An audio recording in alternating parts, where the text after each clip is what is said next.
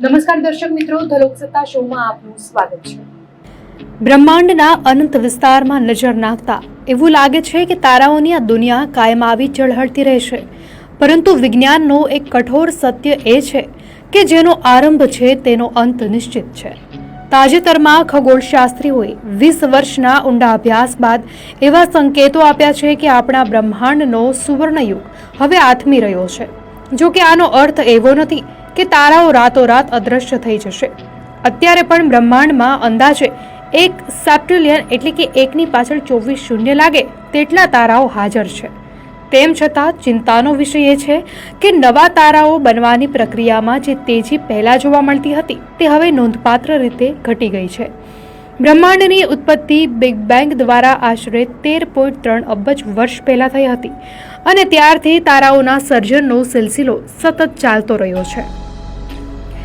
James web ટેલિસ્કોપે તાજેતરમાં આપણી આકાશગંગા પાસે એવા 3 તારા શોધી કાઢ્યા છે જે લગભગ 13 અબજ વર્ષ જૂના છે, જે દર્શાવે છે કે બ્રહ્માંડના પ્રારંભિક કાળમાં પણ ભવ્ય સૂર્યમંડળો અસ્તિત્વમાં હતા।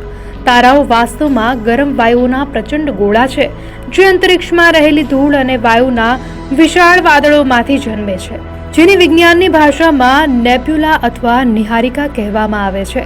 જ્યારે ગુરુત્વાકર્ષણને કારણે આ વાદળો એકત્રિત થાય છે અને અંદર ગરમી વધે છે ત્યારે એક પ્રોટોસ્ટાર તૈયાર થાય છે અને લાખો ડિગ્રી તાપમાન પહોંચતા જ હાઇડ્રોજનનું હિલિયમમાં રૂપાંતર થવાની ન્યુક્લિયર ફ્યુઝન પ્રક્રિયા શરૂ થાય છે।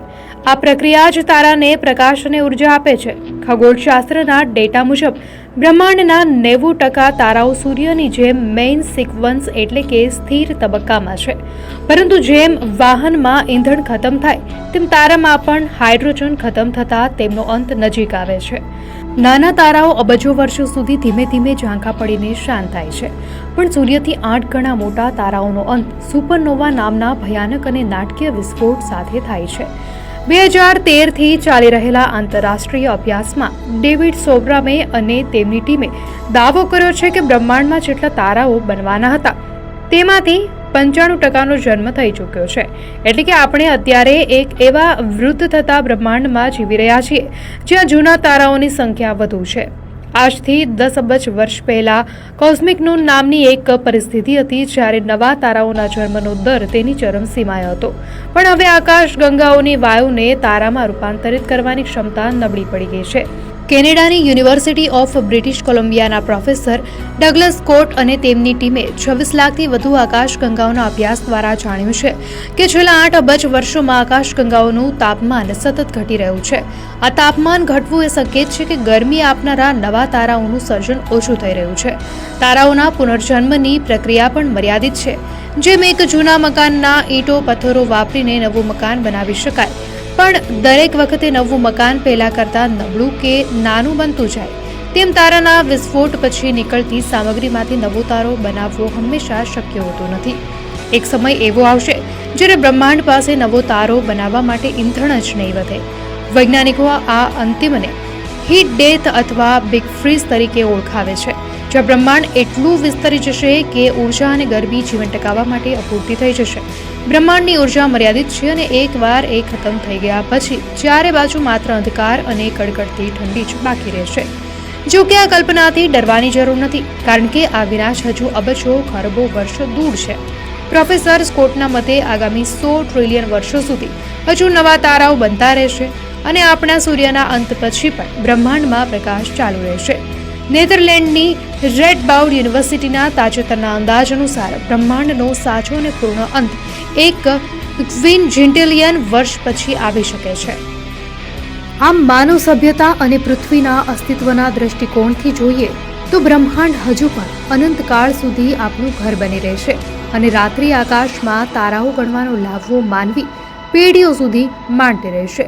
બ્રહ્માંડના આ અનંત પ્રવાસમાં સૌથી રસપ્રદ વાત એ છે કે આટલી વિશાળ સમયરેખા સામે આપણું માનવીય જીવન એક ક્ષણ સમાન પણ નથી। વિજ્ઞાન આપણને જણાવે છે કે ભલે આજે બ્રહ્માંડના સર્જનની ગતિ ધીમી પડી હોય, પરંતુ આ મંદ પડી રહેલી પ્રક્રિયા પણ નવા આશ્ચર્યોને જન્મ આપી રહી છે. જેમ જેમ બ્રહ્માંડ વિસ્તરતું જાય છે, તેમ તેમ આકાશગંગાઓ એકબીજાથી દૂર ફેંકાતી જશે, જેના કારણે ભવિષ્યના ખગોળશાસ્ત્રીઓ માટે કદાચ અન્ય આકાશગંગાઓ જોવી પણ અશક્ય બની જશે. પરંતુ આ કોસ્મિક સાંજના સમયમાં જ આપણને કુદરતની સૌથી જટિલ સંરચનાઓ સમજવાની તક મળી છે. બ્રહ્માંડના અંતની આ થિયરીઓ આપણને એ સમજાવે છે કે આપણે એક અદ્ભુત અને દુર્લભ સમયગાળામાં જીવી રહ્યા છીએ, જ્યાં આકાશ હજુ પણ તારાઓથી ભરેલું છે અને જીવન ધબકી રહ્યું છે. આખરે બ્રહ્માંડનો અંતિમ અંધકાર ભલે નિશ્ચિત હોય, પણ ત્યાં સુધીનો આ પ્રકાશિત પ્રવાસ જ વિજ્ઞાન અને માનવ જિજ્ઞાસાની સૌથી મોટી સફળતા છે, જે આપણને સતત કંઈક નવું શોધવા પ્રેરે છે. દર્શક મિત્રો, આ ઘટના અંગે આપની શું પ્રતિક્રિયા છે અમને કોમેન્ટમાં ચોક્કસથી જણાવશો. અને જો આપને આ વિડીયો સારો લાગ્યો હોય તો વિડીયોને લાઈક કરો અને ચેનલને સબસ્ક્રાઇબ કરો.